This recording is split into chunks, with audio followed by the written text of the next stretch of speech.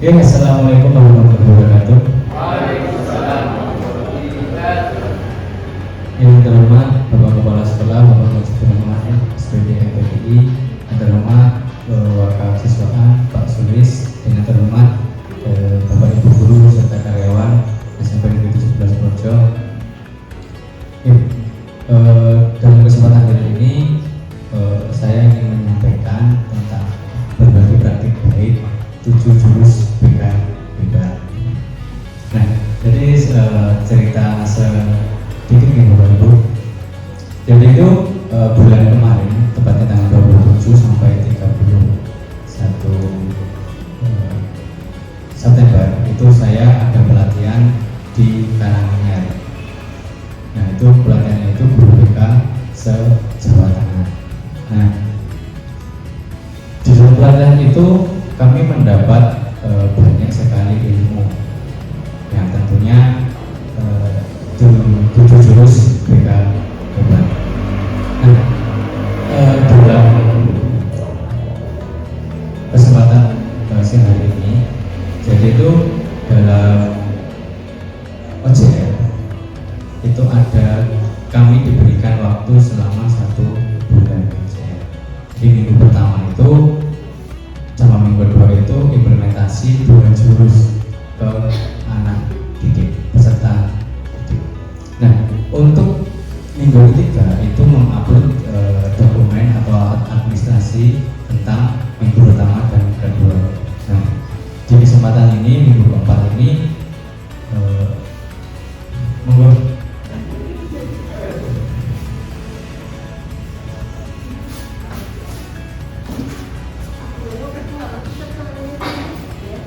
Jadi di kesempatan minggu keempat ini minggu terakhir dan minggu terakhir juga untuk melakukan diseminasi atau berbagi praktik baik kepada rekan sejawat.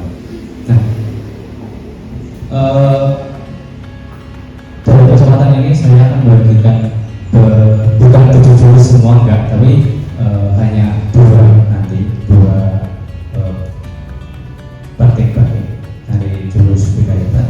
Yang pertama itu kenali potensi, itu saya berikan ke minggu pertama itu ke anak kelas 8D, 8B sama 8C.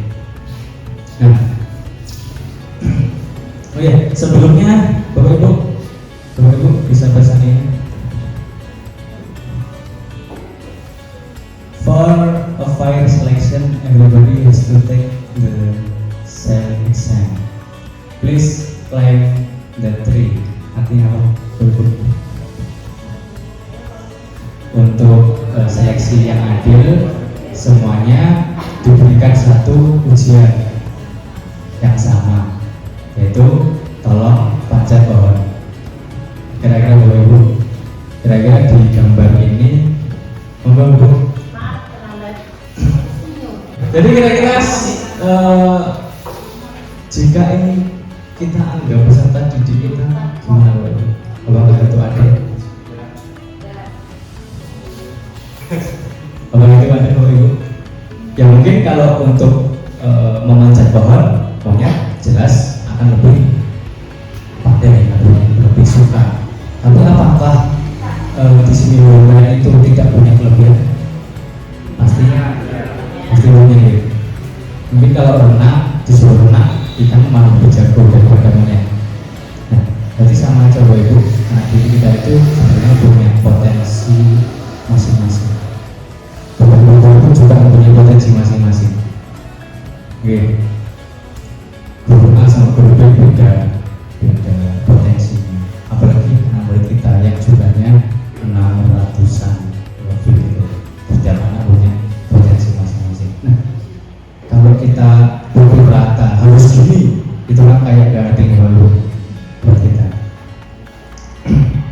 Oke, Bapak Ibu sudah saya share di grup. Mohon untuk sama Bu Revi, Bu Pak Rida, Pak Wasi bisa di share ke Bapak Ibu guru lain.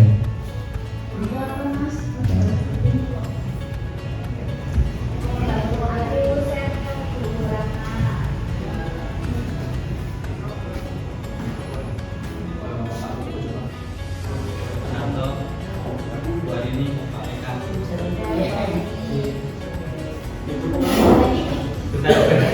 Ini Pak Subis.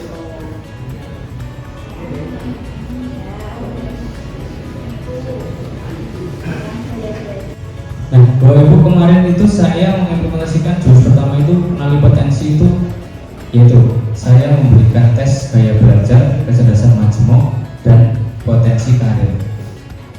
Bapak Ibu bisa dicoba, gak apa-apa, satu atau dua link bisa dicoba.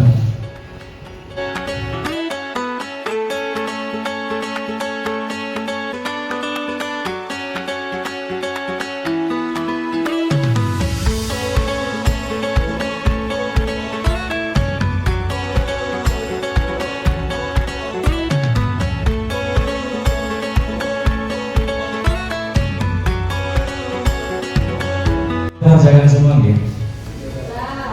Oke, coba Pak Adi tadi mengerjakan apa?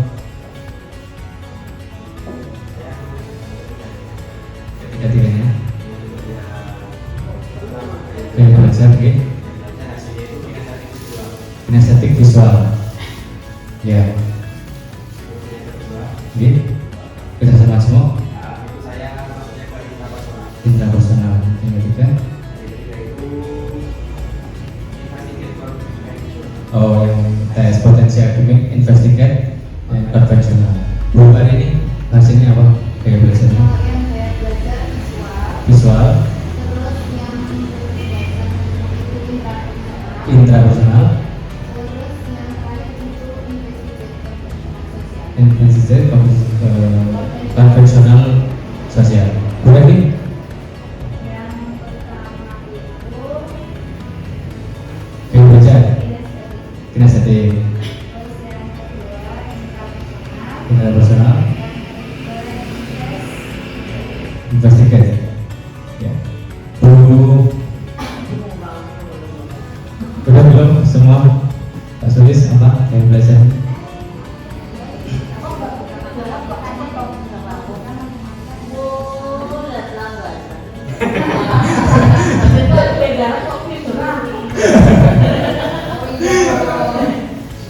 Oke, jadi gitu Bapak Ibu, setiap Bapak Ibu guru itu punya gaya belajar sendiri, masing-masing berbeda.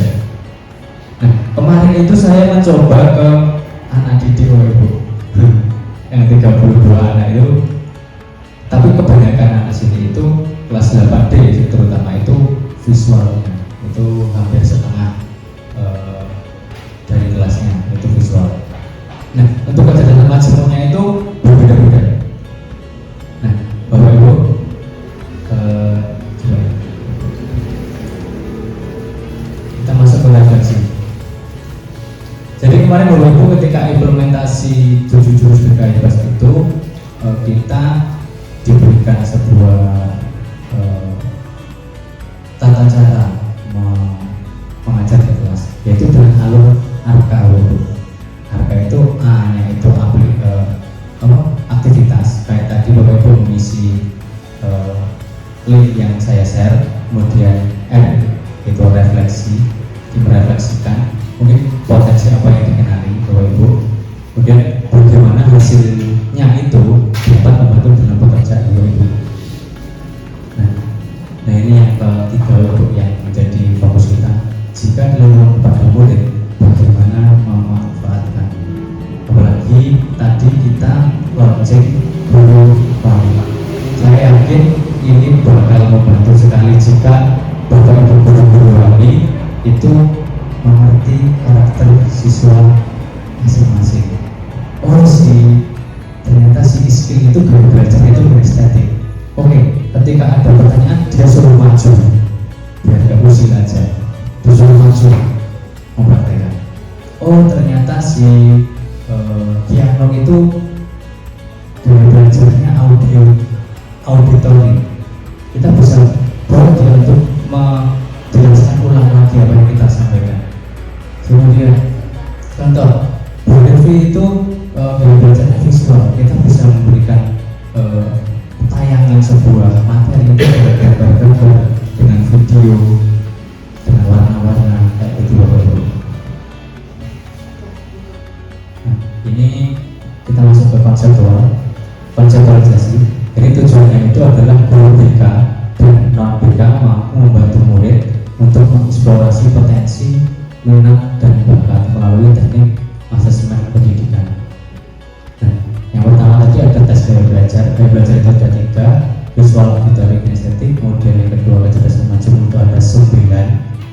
Di setiap anak itu punya kecerdasan majemuk macam-macam, kemudian ada potensi karirnya. Jadi anak itu sebenarnya minatnya di bagian apa sih, apakah di sosial, di artistik, di realistik, atau di konvensional, dan setelah itu berbeda. Makanya tugas kita nanti sebagai guru wali ini agak berat. Nah, ketika kita mengimplementasikan ini di kelas guru, kita sudah paling tidak sudah mempraktikkan bagaimana pembelajaran berdiri seleksi. Setiap anak itu punya bakat masing-masing.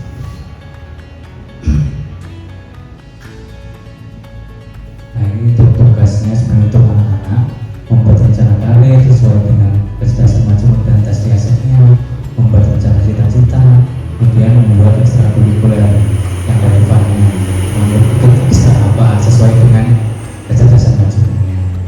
Kayak gitu Bu. Nah, sebenarnya materinya itu ini Bu. Pertama, kenali potensi, kedua, kelola emosi, ketiga, menumbuhkan resiliensi. Resiliensi itu daya lemah atau daya juang anak itu. Kemudian yang keempat itu menjaga konsistensi, yang kelima itu menjalin koneksi, dan nomor 6, 7 itu sebenarnya untuk bapak ibu guru membangun kolaborasi. Kalau menangani anak seperti ini gimana, nanti ke siapa dulu, apa ke wali kelas dulu, apa langsung ke BK, apa langsung ke orang tua, apa nanti ada kita mendatangkan dari pihak luar, atau itu. Kemudian 7, menjaga situasi. Di situasi yang di sini itu aman atau enggak di sekolah. Nah, itu tadi implementasi pertama Bu.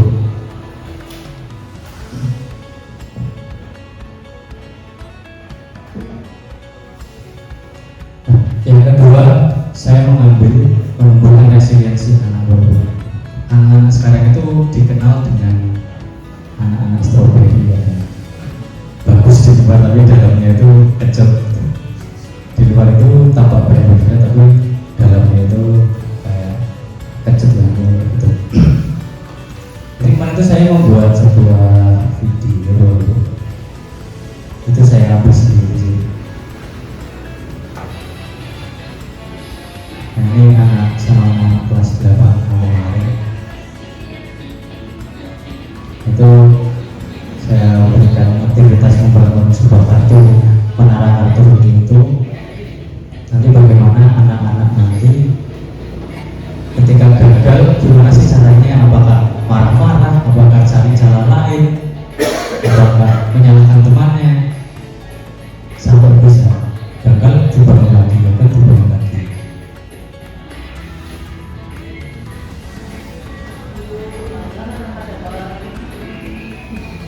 Itu hanya sekarang Bu. Ini anak-anak baru ini saya cerita terus saya kasihkan untuk permainan gitu ya. Bukan, itu yang bawa saya Bu. Itu merefleksikan. Yang tapi nanti saya ambil lagi gitu. Nah, itu refleksi. Jadi anak-anak merefleksikan dengan permainan seperti itu. Kira-kira ketika gagal itu apakah menyerah, apakah cari jalan lain, apakah marah-marah, apakah bekerja sama lagi gitu. Nah, ini yang berhasil, ada yang berhasil, ada yang tidak berhasil juga gitu.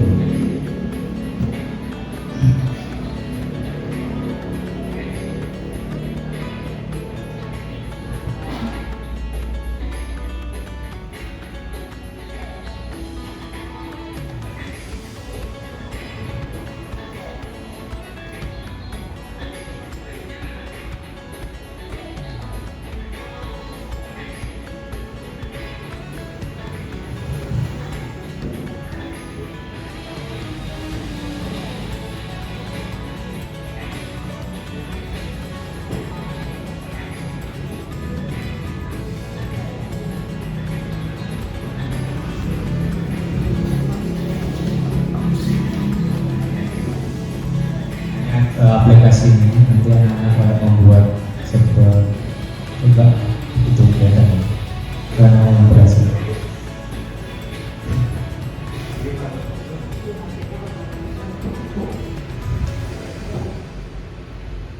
Nah, resiliensi itu adalah kemampuan seseorang untuk bangkit kembali. Nah, kita lihat berita-berita sekarang Bapak Ibu,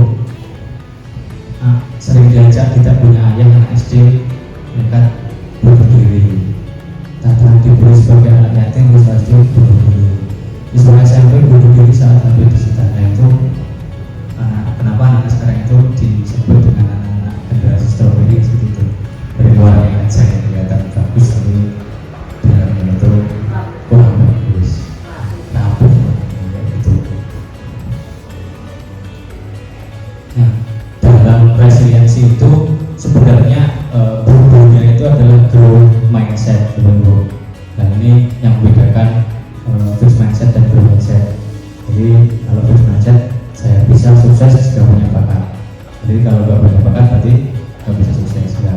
Jadi growth mindset saya proses dengan berusaha dan lain-lain. Kelas aja dulu. Nah ini coba Bapak Ibu, apakah saya fixed mindset atau growth mindset? Kelihatan nggak Bapak Ibu?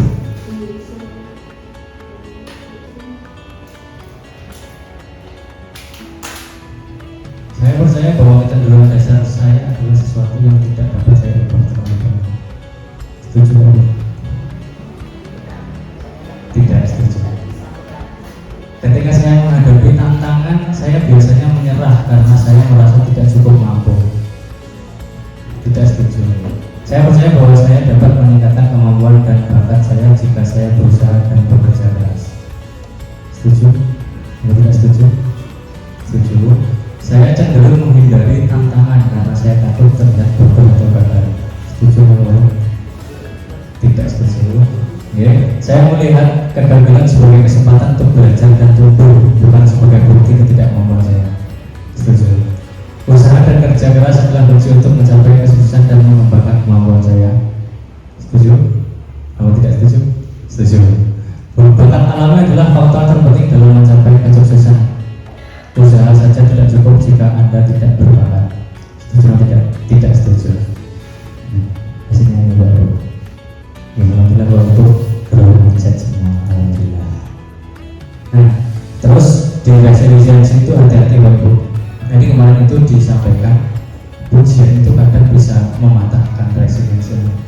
Ya kita kalau memuji itu boleh nggak sih Bapak Ibu? Boleh, tapi jangan sering-sering.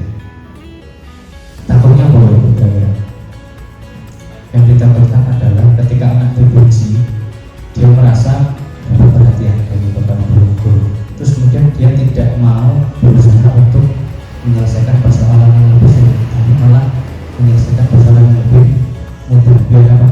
Biar dipuji lagi. Kayak gitu Bapak Ibu. Jadi lebih baik itu diberikan dukungan daripada pujian. Materi.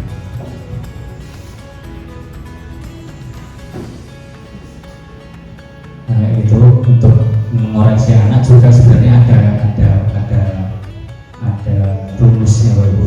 Jadi kemarin itu diberikan rumus AKA, apresiasi dulu, kemudian dikoreksi salahnya yang apa, kemudian diapresiasi lagi. Mungkin contoh kayak sebenarnya kamu sudah berusaha semaksimal mungkin kok kemarin pada waktu sampai walaupun hasilnya belum sesuai dengan yang kamu harapkan, mental kalian capek, kondisi kalian itu capek, tapi kakak percaya kalau kalian nanti tahun depan pasti bisa. Itu contoh memberikan apresiasi itu ada rumusnya. Ya, itu aja Bapak Ibu yang bisa saya sampaikan. Semoga ini nanti kita dapat memfasilitasi peserta didik kita agar peserta didik kita itu mampu berkembang secara optimal. Kita berusaha, kita anak orang lapangan, kita hanya mengikuti arahan dari perintah dari atasan. Entah itu nanti anaknya mau bagaimana, yang penting kita sudah mempraktikannya. Seperti itu Bapak Ibu. Ada yang ditanyakan Bu Guru?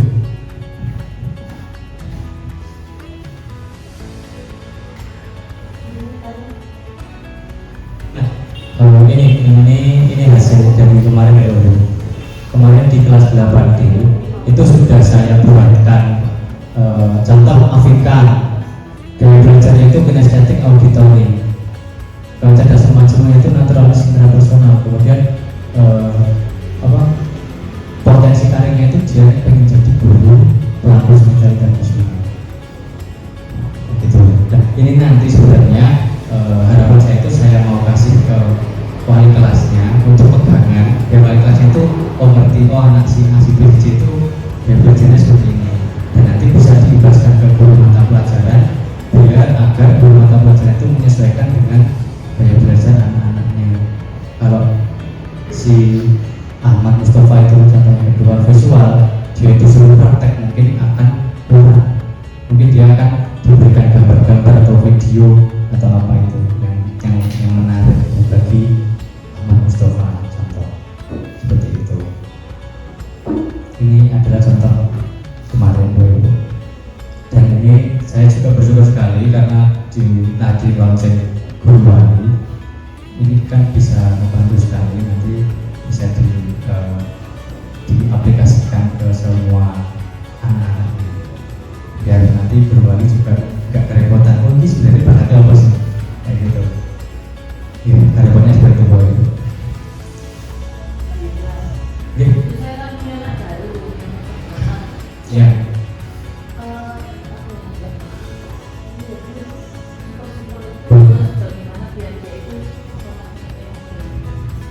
Ya terbuka matanya.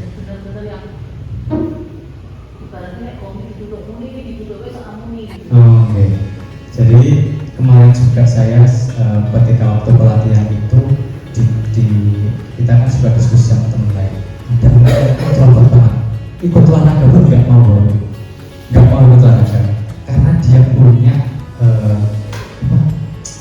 masalah trauma itu ketika dulu SD itu diberontak oleh temannya. Nah setelah saat itu dia itu jadi trauma sekali, nggak mau olahraga sama sekali. Nah, kemudian jadi pertama gimana mungkin kita beri dulu kenapa ya kita bisa berikan tes ini dulu, contoh itu diberikan tes ini dulu. Oh ternyata anaknya itu bukan auditor, mungkin anaknya itu visual, itu jarang ngomong. Ya sama, ini sama di bisa, sangat bisa. Nah kemarin saya pakainya itu. Terus mungkin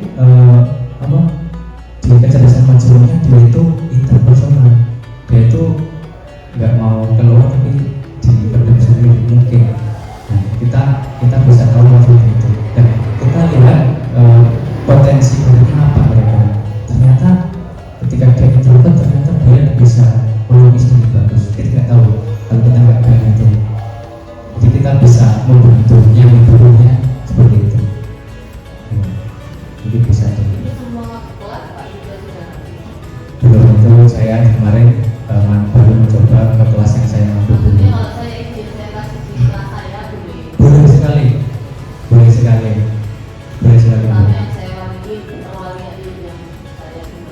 Iya.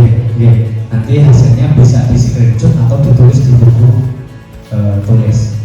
Hasilnya berapa persen nanti ditulis, bisa banget ya. Ini bagaimana? Ini sama-sama belum datang. Cukup ya Bu Ibu, berhubung ini jamnya sudah mendekati Jumatan. Untuk yang muslim, kalau saya juga muslim Jumatan. Terima kasih Bapak Ibu sudah meluangkan waktunya untuk mengikuti destinasi saya. Semoga bermanfaat bagi Bapak Ibu juga dan untuk semua anak-anak kita. Semoga SMA 17 bisa lebih maju lagi, bisa lebih dekat lagi dengan Bapak Ibu guru.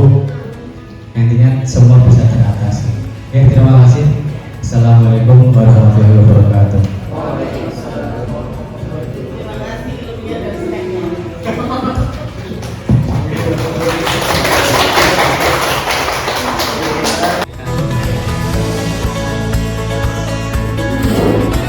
Pak Sulis.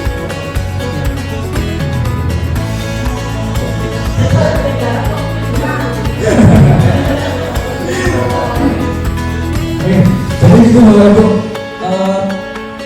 setiap Bapak Ibu guru itu punya gaya belajar sendiri masing-masing berbeda. Nah, kalau itu melalui potensi itu yaitu